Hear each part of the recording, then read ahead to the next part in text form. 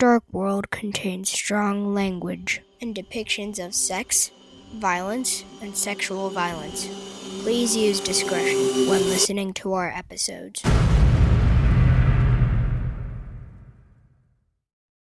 Thursday, February 20th, 2003. West Warwick, Rhode Island. The station. Brian Butler was led into the station nightclub from the stage entrance, where band members entered and exited the venue. He was glad to come in from the cold and get to work capturing footage of the night's show for a promotional safety video. At the behest of one of his co-workers, a reporter for WPRI News out of Providence, Brian was there to capture the night's events on tape. He'd been given some nice new equipment from WPRI TV, and he was looking forward to using it. Plus, tonight didn't feel too much like work. Brian thought Great White were pretty cool, even if the band playing tonight wasn't exactly Great White. It was Jack Russell's Great White, one of the two bands that had emerged from the legal squabble of Great White's breakup. Still, at least Jack Russell was in this version. The singer is always the most important part of a band, so Brian was happy to be there that night. He hoisted his camera onto his shoulder and got to work.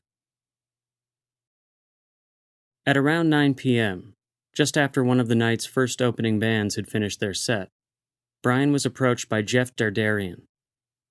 Jeff was Brian's co-worker at WPRI, a reporter with the news station in Providence. Jeff was also part owner of this very nightclub, the station. And after 21 people had died at the E2 nightclub stampede in Chicago just a few days earlier, he wanted to make a promotional and educational video about nightclub safety. Jeff had arranged everything with his bosses at WPRI, and he was given Brian Butler and some camera equipment. At first, Brian had found it a bit odd that Jeff Darderian was using his job as a reporter to make a video about his own club's safety practices. But it didn't take long for Brian to dismiss the thought. Brian thought Jeff was a really nice guy, and he made people feel good about themselves. Jeff came out from behind the bar and put a hand on Brian's free shoulder. Jeff thanked Brian for coming and pointed out some features that he wanted Brian to be sure to capture. The video was for safety purposes, he said, but it also needed to capture the fun of the place. Jeff wanted the excitement of the station to come across in the video as much as possible. Brian told Jeff that he understood and got back to work. Jack Russell's Great White were slated to start their set at 11 p.m. Brian made his way to the stage again. Jeff thought it would be cool for the video if Brian got up on the stage and slowly walked from stage right to stage left, grazing his camera across the smiling faces in the first few rows. As Brian ascended the few steps up to the stage, he made a mental note to remind himself to ask Jeff if he and his brother had named their club The Station because Jeff worked at a news station. He'd thought of this question several times, but always forgot to ask Jeff whenever he was around. On the stage now, Brian realized that there was a really decent turnout for the show. The place was packed.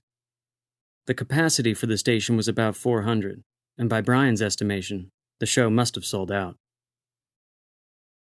Brian walked the stage from the left side to the right. The eye of his camera hovered for just a second in front of each beaming face. As the camera passed the fans, their faces lit up. They raised their drinks in the air. They howled or shouted things.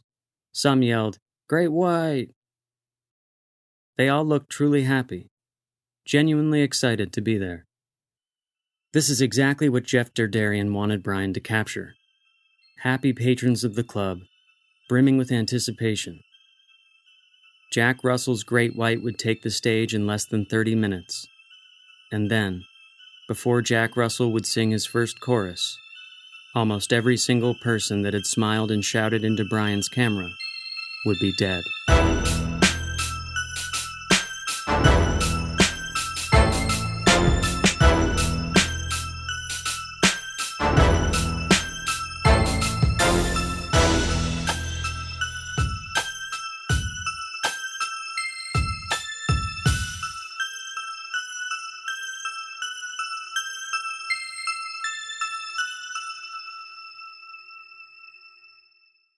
Hello, listeners. Welcome back to Dark, Dark World. I'm your host, Jordan Crittenden. And today I've gone with a bit of a curveball episode for you. It's funny, I have about 3 or 4 different narrative Dark, Dark World episodes that I've been working on simultaneously, but I've yet to finish writing any of them because I get sidetracked with excitement for other stories. And that's what happened with this story that I'm bringing you today. There was just a perfect storm of events and info that converged on me last week, and it made me excited and focused on this story, so it shot to the top of the list. I just had to get it out before the others, I guess. Before I launch into what that perfect storm was, though, I want to give a nice big shout out to our newest patron, Miss Kat H. Thank you so much, Kat. Your support means so much to me, to the show. Truly, thank you. And Kat went above and beyond and sent us a really nice message about the show and what she likes about it, and it's always just so nice to hear that kind of stuff. It really motivates me to keep going. So really, thank you, Kat. And here we go. Last week, I dug up some old videos from back in 1999-2000. As you may know, depending on how long you've been listening to us over here, I come from the music world. Most of my youth was spent playing in punk bands and going to shows constantly. And as a young teen, back in the aforementioned years, I used to carry a camcorder around, and I videotaped pretty much all the shows I went to. And I found all these old shows that I had taped, some shows that I was attending as a fan, and some shows that I was playing in with my band at the time. So I decided to get the shows up onto my computer so I could post videos of them on YouTube. You know, just for my friends and me to get some blasts of nostalgia. And the nostalgia was powerful, let me tell you. As our dear friend of the podcast, Dylan McTurk, once said to me, nostalgia is the hardest drug I do anymore. And I love that statement. Nostalgia really does have a power to it, doesn't it? It's not hard to see the drug comparison. There's a euphoria attached to nostalgia. It's not entirely accurate. Our memories play tricks on us and sometimes lead us where maybe we would have liked to have gone, as opposed to where we actually went. Anyway, one of the most powerful aspects of the nostalgia trip I went on with these videos was seeing the faces of a few young friends of mine from back then who would actually be dead not long after these videos were recorded. There were 2 people in particular in one of the videos, and it made me happy to see them. It was nice to see their young, smiling faces, carefree and happy in those times. But it also made me sad to see them, because of course I know that they're both dead now. They died young, both of drug overdoses. And so this other emotion that hit me is sort of harder to describe. It was this strange sense of like a poignant dread, where I was looking at these happy young people and missing them, and missing that time, while also looking at them in the face on screen, and knowing what they don't know, that they will be dead really, really soon. And that got me to thinking about how eerie it is to see people and know that they're going to die, and how fascinating it becomes to just look at them with this info that they don't have. And that thought almost instantly reminded me of the footage of the station nightclub fire of 2003. And as I described in the intro, that footage captures these happy, smiling faces, ready to see a rock show. And so it's really eerie to see it now, knowing what is about to happen to these people. These people who are completely unaware that they're about to be dead or severely injured. And of course, the station fire situation is much more immediate than the situation for my friends in my video. My friends didn't die that night, or moments later. But the concert goers in the station footage would be dead in a matter of minutes. And I still can't answer exactly why that's so fascinating for me. Why it's so fascinating to see stuff like that. I know some people hate watching things like that, but for me it's actually hard not to. It's hard to look away. And I'm not alone in that, believe me. When I was reminded of the station fire, I of course went and pulled up the footage on YouTube and I watched it again, and it was still just as powerful as ever. But what I noticed this time when I was watching the footage was that in the recommended videos off to the right were several similar videos of catastrophes or tragic events. And there's even a channel called Seconds Before Disaster. And it's got hundreds of thousands of views on videos showing people in the last moments of their lives before tragedy befalls them. So there's a desire to see this type of thing, and some will dismiss it as trauma porn or whatever, and maybe it is. But I think our desire to see this sort of thing is similar to our desire for true crime. Our desire to hear about and analyze these grisly, sad stories. Ed C. and I have talked about this a handful of times, about why exactly we do this, about what good, if any good, it's doing. And I still don't really have an answer to those questions, but I can tell you that clearly it's powerful enough for me that I'm still drawn to watching, reading, writing, and talking about all of this stuff. And of course, the inability to look away from this type of thing isn't the only connection between this station club fire and true crime. There is a true crime angle to the story. It ends up with 3 defendants and some serious charges and sentences. But that's not what led me to the story and pushed the story to the top of my schedule of episodes. It was that eerie sense of knowing the fate of those happy, innocent faces in the video while looking at them.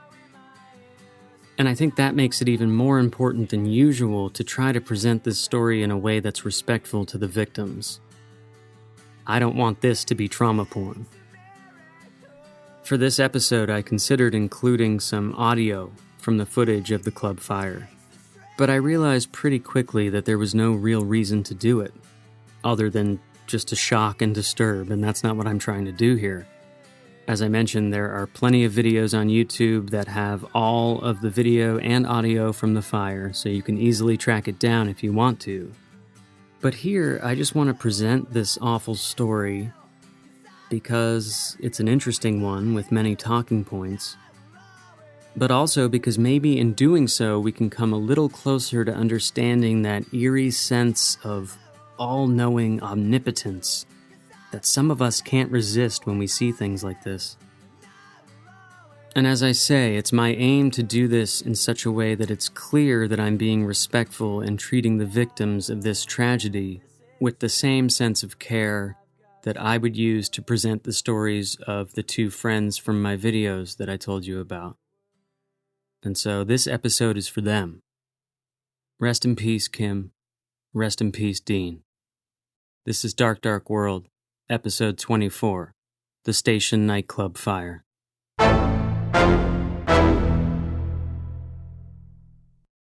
Brian Butler stepped off stage at about 10:45 p.m. He made his way through the packed crowd. He filmed the bustling bar for a few minutes. He filmed people entering the club, getting their hands stamped for re-entry. And then he filmed the main exit sign for a bit. He figured a shot of the exit sign could be useful for a safety video. Finally, Brian tried to get himself into the best possible position to capture some awesome footage of Great White. He moved to the center of the club, right in the middle of the crowd, about 5 or 6 rows from the stage. Satisfied with this vantage point, Brian relaxed, checked the camera battery, made sure everything was rolling properly, and waited. A few minutes after 11 p.m., Brian heard the familiar opening guitar riff for the song Desert Moon. As the rest of the crowd began to realize that Great White's set was starting, cheers began. The rest of the band came into the song, the lights went up, and Jack Russell's Great White erupted from the stage. 4 large streams of coordinated pyrotechnic sparks shot up from behind Jack Russell as he danced around the stage. The crowd put their fists or fingers in the air and began to rock out with the band. But just seconds after the pyrotechnics went off, and just seconds before Jack Russell was about to start singing, Brian's footage captured a change in the hand motions of the crowd. What had started as mere rock and roll fist pumping had quickly become frantic waving at Jack Russell in an attempt to get his attention. What had started as the standard rock and roll devil horns hand gesture had quickly become frantic pointing at something behind Jack Russell and the band. The crowd were pointing to both sides of the stage at emerging flames that seemed to have been left in the wake of the pyrotechnics. As soon as Brian saw the flames, he knew the situation was bad. He started moving backwards toward the main entrance of the club. His camera watched and recorded other members of the crowd heading for the main entrance as well. But many fans continued to linger despite the fire, whether they had noticed it yet or not. By this point, not even 20 seconds after the fire was first spotted, the band had noticed the flames, which were spreading up the walls and across the ceiling with astonishing speed. The band stopped playing, and Jack Russell, looking at what was now a full-blown fire, said, "Wow, that's not good." Brian's camera captured the band fleeing quickly from the stage to the exit behind the drum riser. When the stage exit door was opened, about 30 seconds after the fire began, oxygenated air rushed into the building, feeding the flames. And before 1 full minute had passed, the blaze reached flashover. And flashover is a term that describes the simultaneous ignition of pretty much all of the exposed combustible material in an enclosed area. By now, the vast majority of people inside the club had realized that they were in grave danger. Brian had moved off of the main floor and had reached the foyer. His camera captured the concert-goers slowly flooding out of the foyer and into a narrow hallway before the exit. Thick black smoke filled the club, and flames dripped from the ceiling. Some of the show's attendees would later say that this phenomenon of dripping flames reminded them of the descriptions of the Black Rain of Hiroshima after the city was bombed by the United States at the end of World War II. With the band no longer playing, the sounds of panic began to come through. As Brian slowly shuffled along through the narrow hallway with the rest of the mess of fleeing bodies, he could hear people yelling to stop pushing. He finally made it outside of the club and got his camera back on his shoulder. He ran around the outside of the building to see if there were other exits from which he could try to help people escape. But every opening he found was on fire, with massive waves of smoke emanating from within. Brian ran back to the front entrance of the station. A bottleneck effect had occurred in the main hallway, with so many frantic fans desperately trying to get out of the building via the main entrance. Brian and the others who had acted quickly were fortunate enough to have avoided the bottleneck. But now, Brian trained his camera on the horrific sight of scores of screaming people stacked on top of each other in the entranceway. Bodies were being crushed by more bodies. People were being trampled.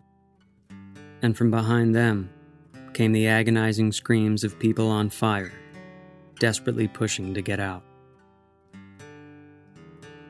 Brian continued to film, and he and his camera watched while those who had made it out from the club safely tried to help others out of the chaotic situation at the main entrance. Just over 2 minutes had passed since the fire began, and the entire building was already on fire.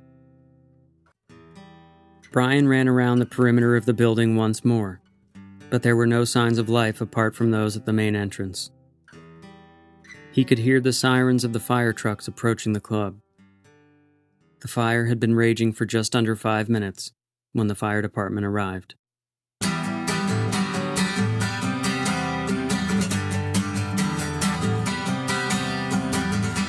So the reason I decided to open the episode this way by following along with Brian Butler is that he is the archivist for this story. It's because of Brian's footage that we know so much about this fire and how it went down. He showed us exactly how the fire started, how it spread, how the bottleneck was created, all of that. So it seemed logical for me to just sort of watch the footage and then try my best to describe it to you, who are only listening, through Brian's eyes. And as I say, you can easily find Brian's video. On YouTube, there are several different uploads of his footage in full. When I first watched the footage that Brian captured, I'd seen this before, as I mentioned, that I was reminded of this recently, but when I first watched it again for this episode, I guess, 3 things stood out to me above all else. The first was that he films one of the exit signs in the club for a bit. And that just highlights the eerie irony of Brian's purpose in being at the club that night. He was there to make a safety video for one of the club owners, Jeffrey Darderian. And this was because Jeffrey supposedly was concerned about safety at the club after a couple of dozen people were killed in a stampede at a club in Chicago just days before. So Brian was there to make a safety video, and he filmed the exit sign for several deliberate seconds, and it's just, makes me shudder. It reminds me of the Chernobyl disaster, because in the Chernobyl story, they were just running a simple safety test. A safety test. And that's what led to the absolute worst case scenario. A ghastly nuclear explosion.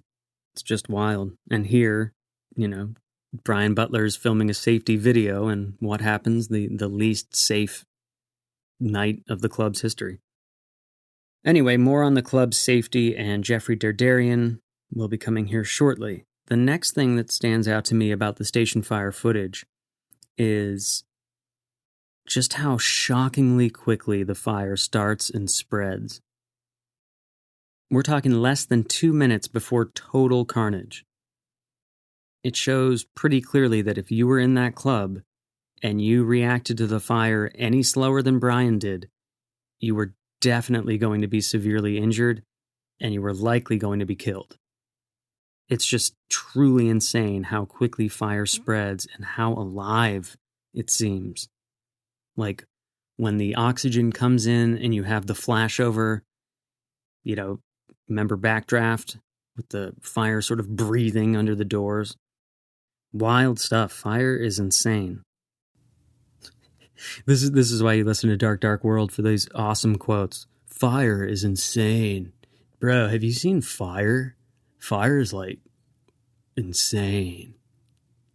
Sorry. But fire really is, on a basic level, a living, breathing thing. Like it actually breathes. It's so intense. But that said, the fire at the station that night was even more deadly and rapid than most fires. And there are some very specific reasons for that, which I'll also be coming to shortly.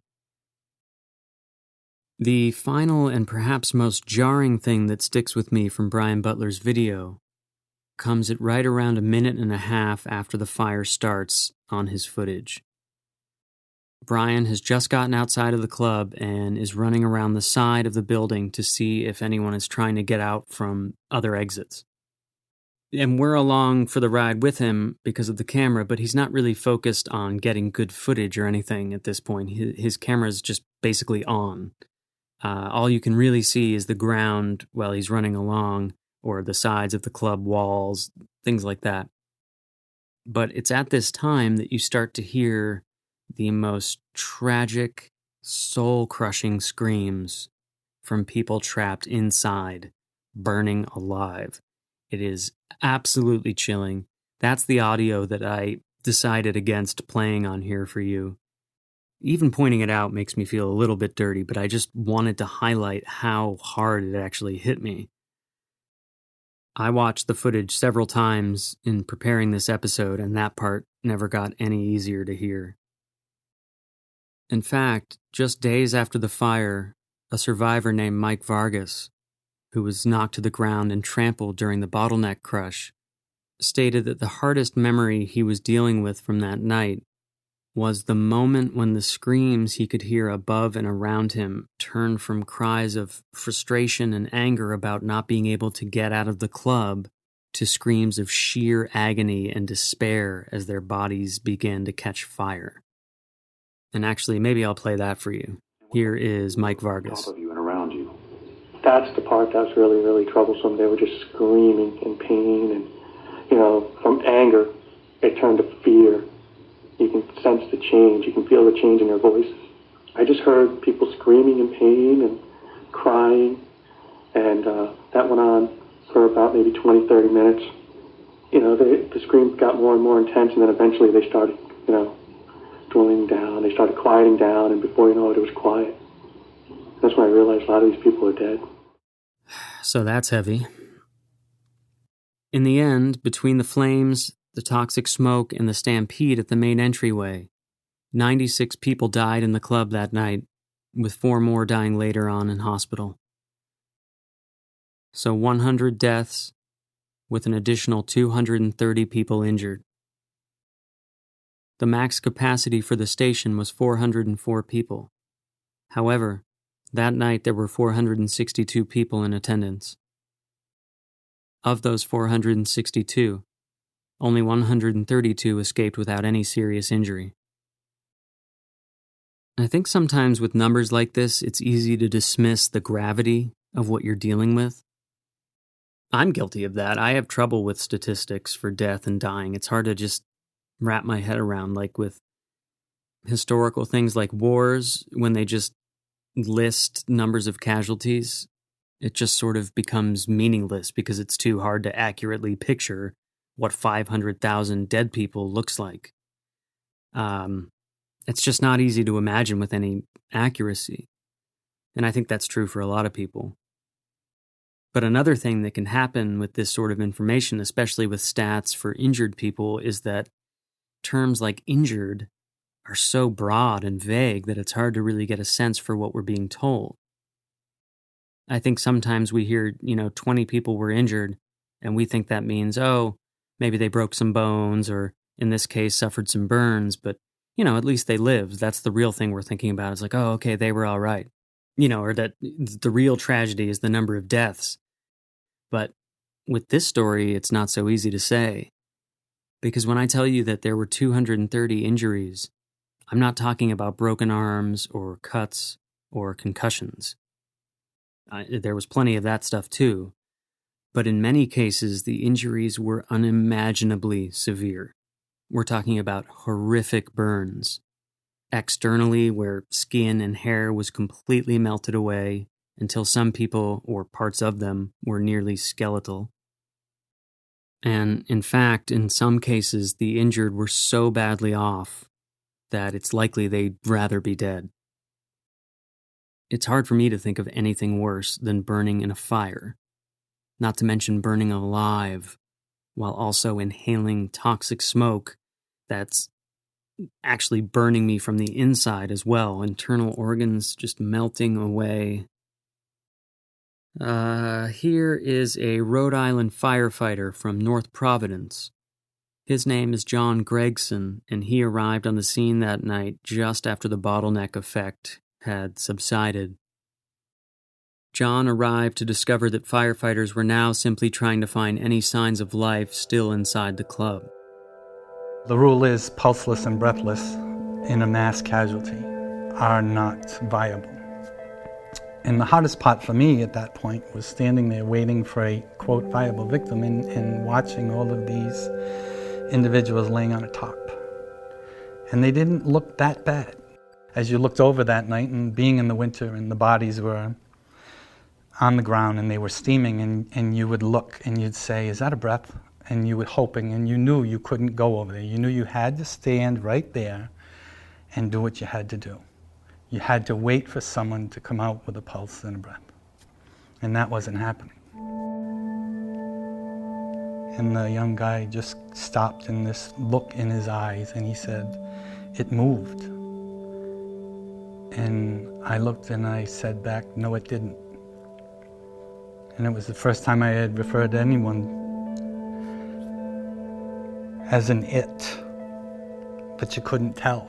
You know, you could see it was obviously a person, but the injuries were such that you couldn't decipher male from female.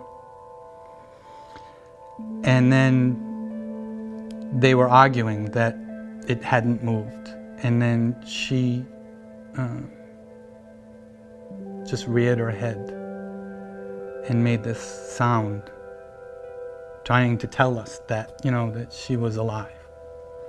And I couldn't comprehend, because I couldn't imagine, and I hate to say this, but I couldn't imagine the brain surviving that kind of heat in the skull.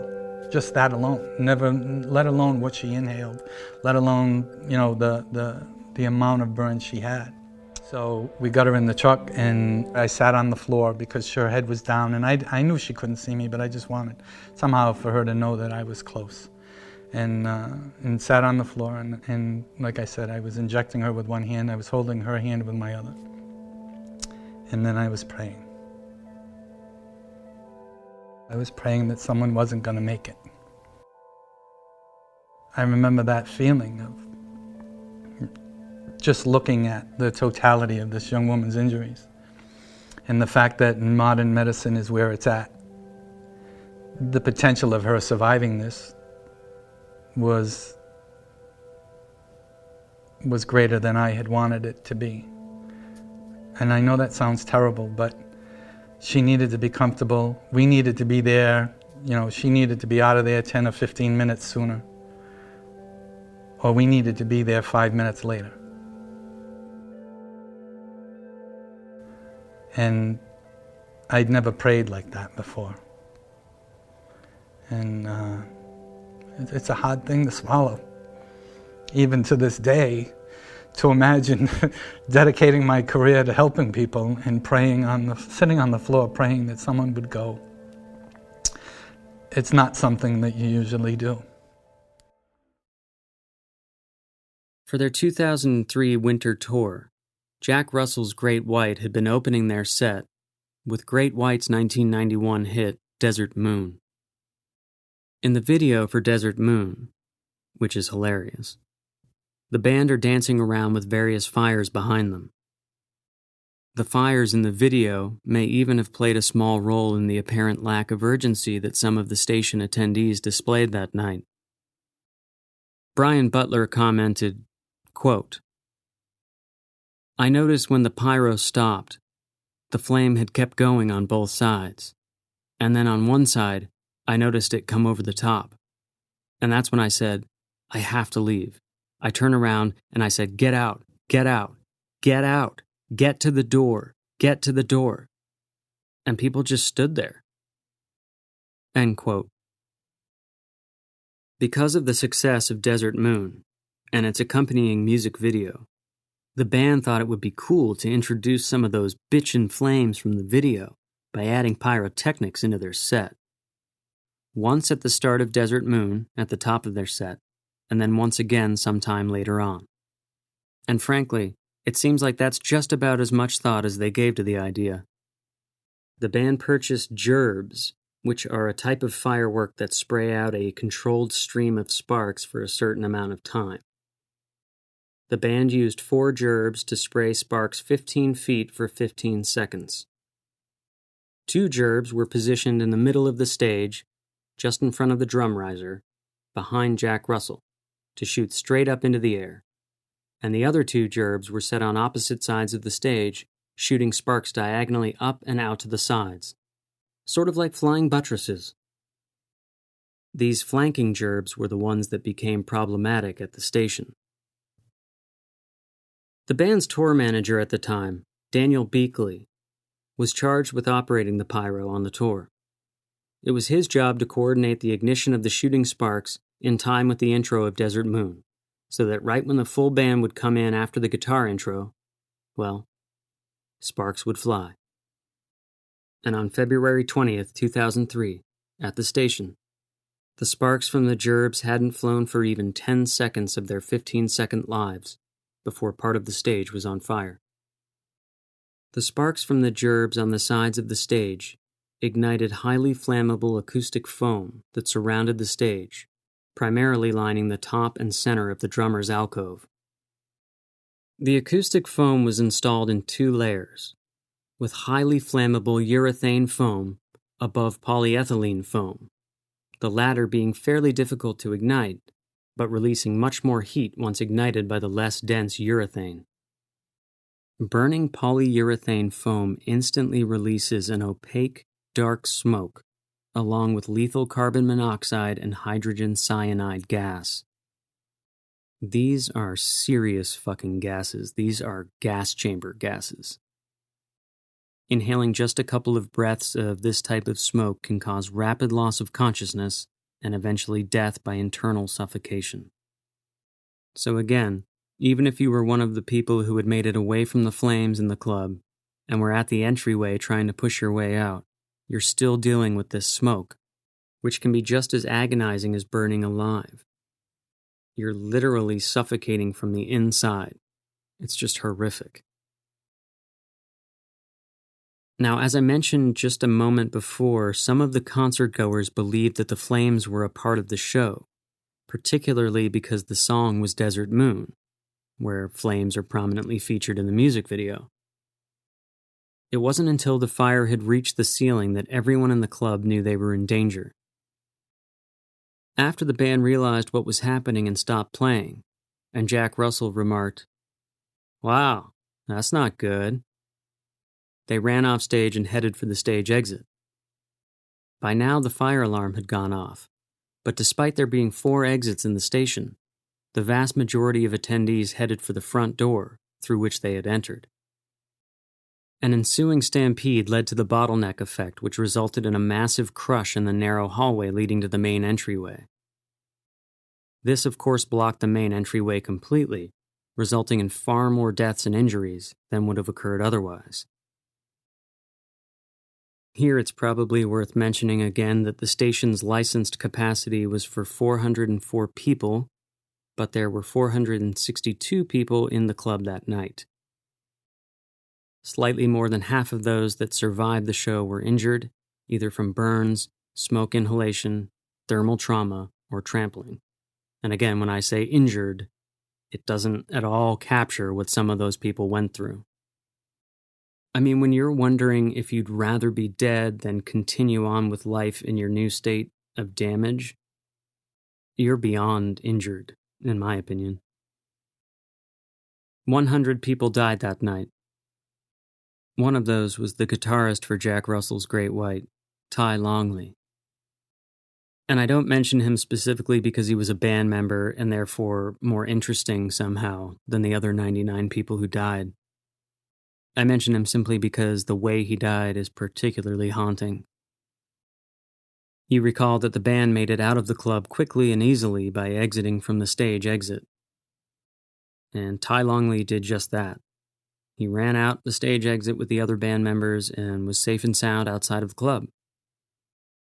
But when it became apparent to Ty that this fire wasn't going to be put out anytime soon, and that the club may very well burn to the ground, he ran back inside the club to retrieve his prized guitar. He didn't make it back out. He died of smoke inhalation. Sad stuff. I guess I'll bring this up now since I just mentioned the band exit off to the side of the stage. One person who's received a lot of shit in the years following this tragedy is one of the bouncers who worked the club that night. I don't have his name, probably for good reason. But apparently some of the concert goers tried to leave the club through that band exit at the side of the stage because they saw the band go through there. But security there, the bouncer, refused to let them pass because the exit was for the band only. So you can see why people had their pitchforks out for that guy. Anyway, moving right along. I have some mixed feelings as to whether or not this story should fall into the true crime category, which I think I'll get to in a bit. But this story definitely has a true crime angle. 3 people went on trial after the fire. There were fines and prison time and class action lawsuits and millions of dollars in settlements. In the days after the fire, there were considerable efforts to assign and avoid blame on the part of the band and their tour manager, Daniel Beakley, who physically deployed the pyrotechnics, the nightclub owners, Jeffrey and Michael Darderian, the manufacturers and distributors of the foam material that first caught fire, and the manufacturers of the pyrotechnic gerbs themselves. Through attorneys, the Darderian brothers, who owned the club, said that they did not give the band permission to use pyrotechnics. However, Jack Russell and the other band members claimed they had been given permission. Jack Russell has since talked at length about the use of pyro on that tour. He said, quote, "Some clubs would tell us that it was fine and we'd use them. Other clubs would tell us no, it wasn't allowed under their fire code. You know, it's different everywhere you go, I guess. But when they told us no, we accepted it and we did the show without the pyro. It was no big deal. If they had told us no that night, we wouldn't have used it. Simple as that." End quote. In fact, it was not at all as simple as that. The following passage comes from an article written by Mark Arsenault for the Providence Journal in 2004. Quote, "An NIST, National Institute of Standards and Technology, investigation of the fire under the authority of the National Construction Safety Team Act, using computer simulations and a mock-up of the stage area and dance floor, concluded that a fire sprinkler system would have contained the fire long enough to give everyone time to exit safely. However, because of the building's age, built in 1946, and size, 4,484 square feet, when the Darderians purchased the building, they believed the station to be exempt from sprinkler system requirements. In fact, this was true. For a time. The building had undergone an occupancy change when it was converted from a restaurant to a nightclub. This change dissolved its exemption from the law, a fact that West Warwick fire inspectors seemingly never noticed. On the night in question, the station was legally required to have a sprinkler system, but did not." End quote. In the end, after various investigations were conducted by fire departments, law enforcement, insurance agencies, and safety organizations, it was the Darderian brothers and tour manager Daniel Beakley who were held criminally responsible for the fire. On December 9th, 2003, Jeffrey Darderian, Michael Darderian, and Daniel Beakley were each charged with 200 counts of involuntary manslaughter, 2 counts per death, because they were indicted under 2 separate theories of the crime. The first theory, criminal negligence manslaughter, resulting from a legal act in which the accused ignores the risks to others and someone is killed. The second theory, misdemeanor manslaughter, resulting from a petty crime that causes a death. The Darderian brothers were also fined $1.07 million for failing to carry workers' compensation insurance for their employees, 4 of whom died in the blaze. The brothers pleaded not guilty to the charges, while Daniel Beakley, against the advice of counsel, pleaded guilty. On his decision to plead guilty, Beakley said, quote, "I wanted to bring peace. I wanted this to be over with." End quote.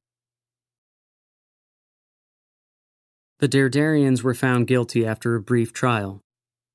Michael Darderian received 15 years in prison, with 4 to serve, plus 3 years probation. He served 27 months. Jeffrey Darderian received a 10-year sentence, 3 years probation, and 500 hours of community service. After pleading guilty, Daniel Beakley was sentenced to 15 years in prison, with 4 to serve, plus 3 years of probation.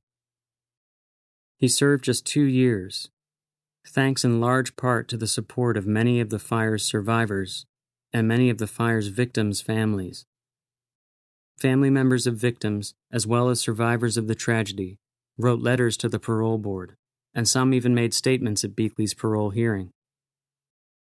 One such family member, Leland Hoisington, whose 28-year-old daughter Abby was killed in the fire, told reporters, quote, "I think they should not even bother with a hearing. Just let Beakley out. I just don't find him as guilty of anything." End quote. After Beakley's parole hearing, parole board chairwoman Lisa Hawley talked about how moved she was by the show of support for Beakley. Hawley told reporters, quote, "I think the most overwhelming part of it for me was the depth of forgiveness of many of these families that have sustained such a loss." End quote. Dave Kane and Joanne O'Neill, parents of the youngest victim, Nicholas O'Neill, released their letter to the parole board to reporters. One part read, quote, "In the period following this tragedy, it was Mr. Beakley, alone, who stood up and admitted responsibility for his part in this horrible event. He apologized to the families of the victims and made no attempt to mitigate his guilt." End quote. Others reminded the parole board that Daniel Beakley had sent handwritten letters to the families of each of the 100 victims, and that he had a work release position in a local charity. As I mentioned before, Beakley served just 2 years of his sentence because of this support, and I think that's fantastic. If you've been listening to Dark Dark World for a while, you know that I'm pretty skeptical of our justice system in the States. Putting it mildly, I suppose. I think our legal system is atrocious in many, many ways. I think our prison system is absolutely abhorrent. You've heard me talk about it a lot, that punishment is not justice. And this summer, with all of the social unrest that has come to the forefront of our national conversation, I've begun to think even more deeply about our justice system, particularly because I host a true crime podcast, which is a big part of my life. And I have to say, I don't think we have a justice system in this country. We have a punishment system. And again, punishment, as I see it, is not justice. Maybe you heard our Doc Doc World episode where my brother Devin and I discussed I'll Be Gone in the Dark. And on that episode, I mentioned that it felt to me that none of the survivors of the Golden State Killer's violence seemed at all satisfied or healed in any way, when he was finally caught and sentenced.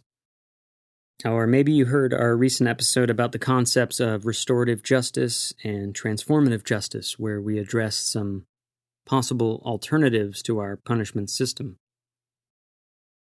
What our current system makes abundantly clear, in addition to just not working, is that the victims of harm rarely achieve any justice or resolution. When the person who harmed them is apprehended and sentenced, very little actually happens to relieve or satisfy the victim's need for restoration. And you see that illustrated so clearly here in this story with the way the survivors reacted with Daniel Beakley. They knew that he wasn't really to blame for the deaths of their loved ones. There was no malice in what he was doing. And there was no malice in what the Darderians were doing either. Even the fire inspectors in West Warwick, they fucked up, not recognizing the new code requiring the venue to have had a sprinkler system. And they weren't charged with anything. They didn't get a prison sentence. Because the fire inspectors weren't ignoring it out of some sick desire to see a fire break out in the club, just as the club owners weren't hoping for that either. It just sucks. It's a shitty accident that came about by a series of really dumb mistakes and ill-advised ideas. And it seems to me that the survivors and the families of those who didn't survive can see that pretty clearly. Their efforts towards healing have largely existed privately. They refused Jack Russell's offers of money over the ensuing years. They refused to participate in a documentary that Russell wanted to make about the fire. Even though there was a payday involved, they still didn't do it. It seems to me that these people truly just want to heal and experience restoration, restorative justice. And that shines through so brightly in the way they treated Daniel Beakley. This is the sort of thing that we should be striving for, in my opinion. Not sending a guy like this away to prison for 10 years or 15 years. Really? Does he deserve that? Does he really deserve that? It's insane. And why is it Beakley specifically? Because he physically pressed the button. But I can't imagine it was the tour manager's idea to introduce pyrotechnics to the band. That idea came from the band. I guarantee it. And Beakley works for the band. I mean, if Jack Russell says, cool, the club owner said we can do the pyro, it's Beakley's job to do the pyro. They've done it at all the other clubs that said it was okay, and those shows were fine. So Beakley does it. But then he's the one that's solely responsible? I mean, even if he had said, no, I don't want to do it, Jack Russell's his boss, and he'll probably tell him to do it anyway. Of course, I don't know that, but I'm just spitballing here, trying to highlight how silly it is that the tour manager is the man solely responsible for this fire, and no one else from Great White is culpable at all. How does that make any sense? It doesn't. And I'm sure if we were to really drill down on it, we'd come away with a simple, well, someone had to pay for this. Someone had to be punished. Really? Did someone have to be punished? Wasn't there enough just tragedy and destruction and devastation from that fire? Did Daniel Beakley need this too? Did he need to be ruined? Is that all our justice system is? Just punishing someone because we can't think of anything truly helpful to do? Like, yes, Beakley did a really dumb thing. A tragically dumb thing. It's going to haunt him for the rest of his life. I'm sure nobody hates Daniel Beakley for that fire more than Daniel Beakley. So what does sending him to prison for 10 years do for anyone? Imagine the survivors celebrating that. Like, hey guys, remember that horribly traumatic event we experienced on the worst night of our entire lives? You know, where we got horribly burned and disfigured? Well, the guy that pressed the button on the pyro that started the fire, he's going to prison for 10 years. And he's fucking terrified and miserable. Do you think that really makes any of the survivors feel better? It was just a shitty accident, and it sucks so bad, but that's what it was. That's why Hoisington said, just let him out. Don't even have a parole hearing. He should be free. And I can nearly guarantee that just sitting with Daniel Beakley, reading his letters, crying with him, or simply writing those letters on his behalf, has done more for those victims' healing process than prison time for Beakley and the Darderians ever could. And they say that in their letters. This isn't just me deciding how these people feel. I wouldn't presume to do that. It's their coming forward, going out of their way to help Beakley, that demonstrates this so clearly. Okay, sorry that was a long rant tangent, but I just, I had to get that idea out because it really was moving to me, that aspect of the story. And I'll have to listen back to that to see if it's all keepable, because I'm sure it was probably offensive in some places to someone. Some of you will not agree with my stance on justice there, I'm sure, and you'll probably tell me about it. But really, if you do believe strongly in our current system, just ask yourself, who is it really helping? Do you really think it's providing closure and healing to those who have experienced the harm? Now, standing in stark contrast to Daniel Beakley, is Jack Russell. Despite being the leader of Jack Russell's Great White, and despite being the owner of the incorporation of his band, JRGW LLC, Jack Russell was never charged with anything related to the night of the fire. And for me, that's essentially fine, as you just heard me ranting about. I don't think that any one person associated with that band can be or should be blamed for this awful event.